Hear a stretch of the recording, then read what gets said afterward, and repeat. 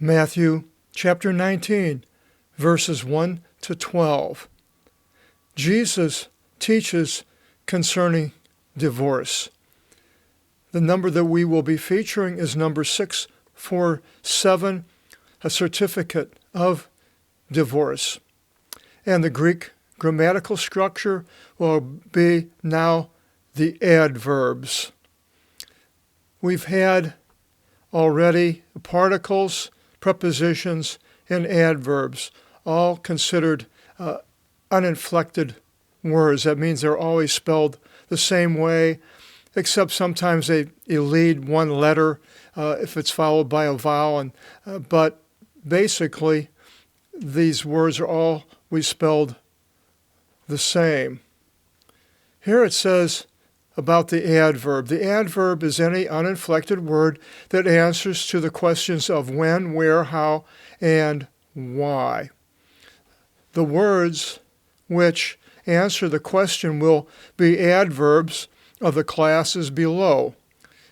And it says a particle, which some claim an adverb to be, is any uninflected word that doesn't answer to the above questions, but there is a fine line between the adverb and particle, and some would add the preposition to this list, of which an adverb acts in some cases. What it's saying basically is if you want to learn the Greek grammar as a grammar, you would know that there are structures called adverbs, prepositions, and a particle. And particle is basically anything that's not an adverb or a preposition that's uninflected. That means it's always spelled the same way. Well, we aren't teaching Greek grammar, although I have written the study guide and brought these things out.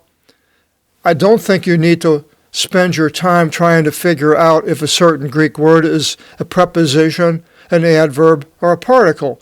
It really doesn't make any difference because we're not in a class where they're going to have a test and then they have all these words, and which one is the particle, which one is the adverb, which one is a preposition, pulling out your hair if you don't have a good memory. We're not doing that. Basically, the analytical lexicon of the Apostolic Bible will tell you what the word means. It'll tell you if it's an adverb, but I would almost want to take adverbs and prepositions out and just call them all particles like it's saying in this section here under the adverb, because they're all uninflected word, and a particle would just mean an uninflected word. Then basically what you do is you just have to remember what these words mean by repetition. Now here is a list of the adverbs, all the words and what they mean. Now you could take out adverbs and prepositions and put them all in one list under particles. They're all spelled one way and they all have different meanings. And trying to figure out if it's this alithos when you come across it, number 230, if it's an adverb or a preposition, to me it's just wasting your time. It's better to know that it means truly. That's all. And then you go to exo. Exo, it's outside. And eki is there. Ekethan, from there, and then just put all the adverbs, particles, and prepositions together and call them particles. And I think that would be the best way to go. Maybe I'll make a list out of what I call particles, all these uninflected words. But words that we haven't had before right here, uketi, number 3765, means no longer. And utos means thus. Thus it's going to happen, or no longer. They always spelled the same way. Now, do you really need to know it's an adverb or preposition? No, I don't think you do. All you need to know is what the word means. But I had to bring these out because a grammar, it would have these parts of speech. So to let you know what they are, I brought these all out. Now, with that, we will go into our chapter 19 and concerning divorce. And it begins in verse 1, Ke ageneto ote atelason oi sus tus logus tutus. And it came to pass when Jesus finished these words, metiran apo tis Galileas. He moved from Galilee. So ote is when. It's always when. Now, do you need to know that that was an adverb? No. And then it continues. So now Jesus has moved from Galilee. Ke ilthen is ta oria tis Iudeas peran tu Iordanu. And he came unto the borders of Judea, wherever that was. Doesn't say exactly, but it was on the other side of the Jordan. Another adverb, peran, just means the other side. In verse 2, Ke ikoluthison avto okli poli, and great multitudes followed him. We've had before with the 4,000 and the 5,000. Many people following Jesus, as we are today. Millions. Ke atherapevson avtus aki, and he cured them there. Therapeutics comes from that word. 23:23. 19:3 Ke prosilthon avto e pharisei perazontes avton. Now, the underlined words in red are words that have previous sections that we specialized in that Greek word. And that testing him was earlier, and you can look it up and find which section it is by looking in the sections in number 3985. So Pharisees are testing him. King James may have said tempting him. They use the word tempt and test, but I put them all together under testing. They tested him. Ke legontes, and saying, avto, e existin anthropo apolise tin gineka avtu kata pasen etian. Is it allowed to a man to dismiss his wife for any reason? And we had to dismiss 6:30 earlier was in Matthew 5, verses 31 to 32. We went through this word, number 6:30. Mainly it means to dismiss. It doesn't say divorce, but dismissing a wife. You could put divorce when it had to do with a wife, but I didn't, so it's dismissed right here. O they apokrithis ipen avtis, and answering he said to them, uk anegnote oti opisas ap archis, arsen ke theli epison avtus, one making them from the beginning, made them male and female. And so we see this in the bracket, so we know at the footnote it will tell us where that is. We'll go down to the footnote and Genesis 1:27 and 5:2. And then in verse 5, he continues and he says, Ke ipen, now another quotation, enekan tuto, now enekan, on account of, is considered an adverb, but a particle basically. On account of this, katalipsi anthropos ton patera ket hin mitera. On account of this, a man, anthropos, anthropology is a derivative, shall leave the paternal, patera, and the maternal, mitera, mother and father, ke proskolithisate ti gineki avtu, and shall cleave to the gineki, his wife. As I mentioned, here you can find another section, but this word can be either a woman or a wife, depending on the context. One of those polycontextuals. In ke esonte ideo is sarka mian, and this is in Genesis, and the two will be for one flesh. And this is the end of the quotation of Genesis. In verse 6, so oste uketi, no longer isi theo ala sarx mia. Now, what God has put together. Now, this was in the beginning in Genesis. This was way before the Mosaic law came about. God makes two people come together into one flesh. Not a harem, not multi-wives like some cults have it, but two people. Just like you see two birds, and they are mating, and they're together. And so are to a male and a female. Now today, people, they call them woke, don't want male and they don't want female, they want them, and which doesn't work with the Greek, can't do it. In their language, they wouldn't be able to pull this off. But in English, being a mongrel language, they can. Make it anything you want. But the Greek, you can't do that. So if you're in Greece, it's a male because it's a masculine. This is what it is. The word is masculine meaning, but even a train could be a masculine or a feminine, which I don't know what it is, but there was no trains in the Bible. But a house, a ship, they call it a she. And so it would be a feminine. But so anyway, the male and the female, Jesus is saying, he's bringing this out from the very beginning, before laws of Moses that these men are going to bring out.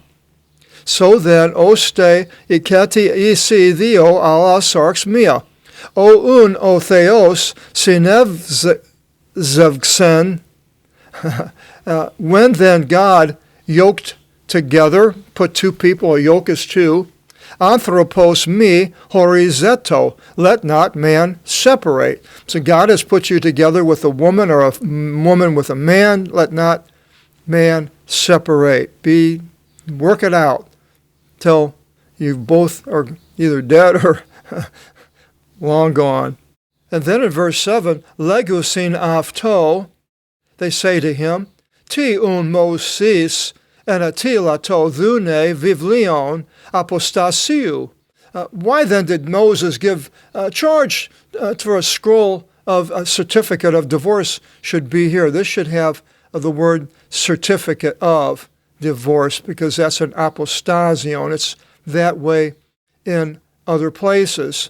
We see at the beginning, it's in 24th chapter of Deuteronomy, it says, and if any take a wife and should live with her, and it shall be, if he should not find favor before him, for he finds in her an indecent thing, then he shall write to her a certificate of scroll of divorce. See, now it has certificate of divorce here. And shall put it into her hands, and shall send her from out of his house. Apparently a woman couldn't do it. Now this is Mosaic.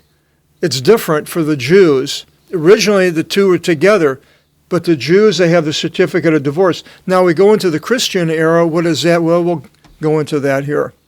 And then it continues in verse 2, and he shall send her from out of his house, and going forth, should she become another man's wife, and the last husband should detest her, the one she married after getting the certificate of divorce, and that one should write to her a certificate of divorce scroll, and should put it into her hands, and send her from out of his house, twice now, or her last husband should die, who took her to himself as wife. The former husband, sending her out, shall not be able to return to take her to himself for a wife after her being defiled. For it is an abomination before the Lord your God, and you shall not defile the land which the Lord your God gives to you by lot. Now, if it's an abomination to God then, I'm thinking it's an abomination now. Now, we live in a time where people aren't even getting married. So divorce is like, if you mention this to somebody today, they'd laugh. Like, what are you talking about, divorce? Nobody's even married. We're not even having sex. We're two men. We're two women. We're not even men. We're not even women. We're its. Its are doing it. And so what a convoluted way we are right now. But we have to look, as Christians, what is an abomination before the Lord. And if it says it's an abomination, like homosexuality was an abomination, adultery, other things, and we don't want to do those things. Now, the certificate of divorce says in Isaiah 50, verse 1, thus says the Lord, Of what kind is this scroll of the certificate of divorce of your mother by which I sent her away? God divorced Israel because of her adultery. Now that is a reason for having a certificate of divorce.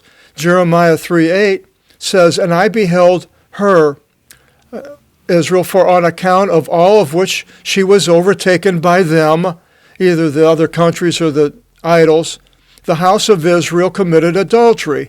And I sent her out and gave to her a scroll certificate of divorce into her hands." So God has divorced Israel, and is it still divorced today? Good question, isn't it? And going back to our text, Jesus says, "Legi aftis," he says to them, "Oti mois pros tin sclerocardion imon." Moses, for the hardness of your heart. "Epetripsen imin apolise tas genekas," committed it to your care to dismiss your wives because of their hardness of heart. Now, we don't want to have a hardness of heart, but it's not easy being married if one person's an unbeliever or if a man is abusive. There's all sorts of things. Goes into that when we get into the writings of Paul. And Jesus continues and says, "Aparkis they u gegonen utos," but from the beginning it happened not thus. Again, bringing it out at the beginning. And he continues in verse 9, "Ke lego they imin," and I say to you, "Oti os an apolisi tin gineka avtu mi epi pornia ke gamisi alin mikate ke o apolelimenin gamisas mikate." Whoever should dismiss, now here's the word dismiss, 6:30, or divorce his wife, and not for harlotry, but harlotry makes it different. If either one of them committed adultery, harlotry, and should marry another, commits adultery. And the one being dismissed marrying commits adultery, so they both are committing adultery. Of course, today, in my country, the United States, completely you can have adultery, do anything you want.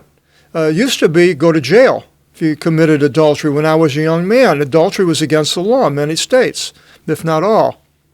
Not now. We are in the era of the defection, I believe. In verse 10 it continues, "Legusin avto imathite avtu," and his disciples say to him, not the Pharisees, but disciples are having a hard time with this. There's another underlying word, that's in another section. "E utos estin e etia tu anthropu mata tis ginekos." If thus is the fault of the man with the wife, that's a problem. "U simferi gamise," it's not advantageous to marry. Well, that may be the case because Paul brings it out later. It's, not being married, if you can do it, it's probably better serving the Lord that way. But if you're married too. Verse 11, "O the ipan avtis," Jesus said to them, "U pantas horusi ton logon tuton." Well, not all have space for this word. "Al is dedote," but to the ones it has been given. Now, who is the ones it has been given? Maybe me, maybe you. We have to, if this is the case, then we have to consider what God would have us to do in this case. Then he says, and then in verse 12, "Isi gar evnuki, itinis ek kilias mitros aganithisan utos." For there were eunuchs who from out of the mother's belly were procreated thus. And that means a male that has been castrated or was born without testicles would be considered a eunuch. And you may know somebody or yourself this has happened, and then it puts you in a sort of a special place. And we'll find out what that special place is here as we go down. But here is the eunuch not naturally, who was born naturally that way. And then it says, K sin evnuki itinas evnukistison ipo ton anthropon. And there are eunuchs who made eunuchs by men, and we know that this happened thousands of years ago. Men were castrated for different reasons, take care of harems, not to be being with somebody else's woman. Then later in the 1800s, opera singers, it's a famous one, Ferengeti, they made a movie out of it. You can look it up, YouTube, Ferengeti. And he was a young boy, and his brother had him castrated because he had a good voice, and they were making money by his singing. So he had him castrated, and so he grew up into a man, became a famous opera singer in the 1800s, and being a man with the highest voice like a woman, if you hear a woman, a most powerful opera singer in the soprano woman just bellowing out, imagine a man with his lungs and everything, probably 5 times the power coming out of this man in singing in this high notes. And it was an attraction for people to come and listen to this, so they did have men or boys castrated. And continues. And the third, K isin evnuki itines evnukison iaftus, thea tin vasilian ton uranon. And there were eunuchs who made eunuchs of themselves on account of the kingdom of the heavens. And now, is this a figure of speech, or is he actually talking about a person castrating himself? Some people in the past history of Christianity have, I think Origen was one that castrated himself. But I think this is like Jesus says, cutting off your arm or plucking out your eye in other places. It's basically a figure of speech for you're not having sex and with women. And this is with talking about men, eunuchs are men. And deciding you're not going to have sex with a woman in your life, so be it. And the eunuchs, though, is an interesting subject. The first eunuch that we see is in Genesis 39:1. Surprisingly, Potiphar was a eunuch to Pharaoh. And this is probably why Joseph, the wife of Potiphar, wanted Joseph to have relations. But Potiphar, it says, was a eunuch and a castrati. You use the word castrati also. And it uses that in the Greek Old Testament. The chief wine taster in Genesis 40 verses 2 and the chief baker were both eunuchs to the Pharaoh. Then there were eunuchs of the king of Israel and Judah, 1 Samuel 8:15, 1 Samuel 22:9, 2 Kings 8:6. Jezebel had 2 eunuchs. It mentions that in 2 Kings 9:32, and they threw her out the window.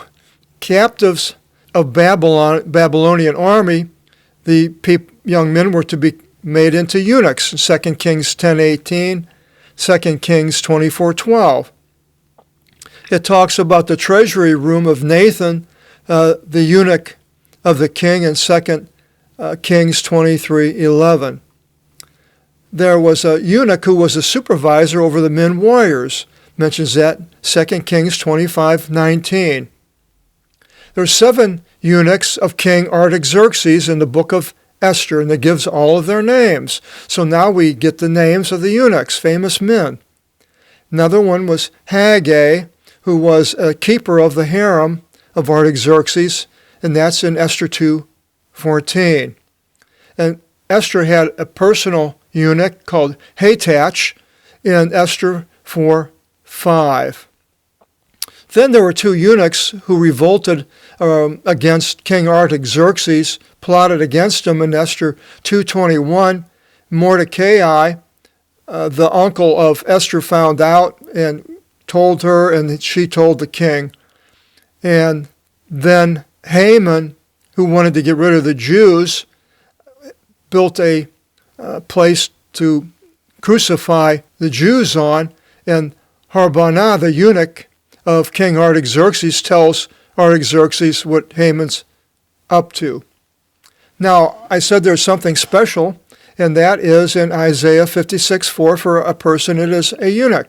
It says, "For thus says the Lord to the eunuchs, as many as should keep my Sabbaths, and should choose what I want, and should hold to my covenant, I will give to them in my house and in my wall a famous place, better than sons and daughters. I will give to them an eternal name, and it shall not cease." Now, there are some famous eunuchs who did this thus for God, and one was Ebed-Melech, Ethiopian eunuch, in Jeremiah 28:7, who protected Jeremiah. And then later we'll go into Acts 8:27-39, where it talks about the Ethiopian eunuch and Philip, and we'll go through that later. And Jesus finishes and says, "The one being able to have space, let him have space." If it shoe fits, wear it. If this is what you're called to do or you want to do, then so be it. Or if you fit into the other classifications of eunuchs, Jesus is talking to these people and giving a person hope for the future, even if you were in this condition. The next section, Jesus prays for the children.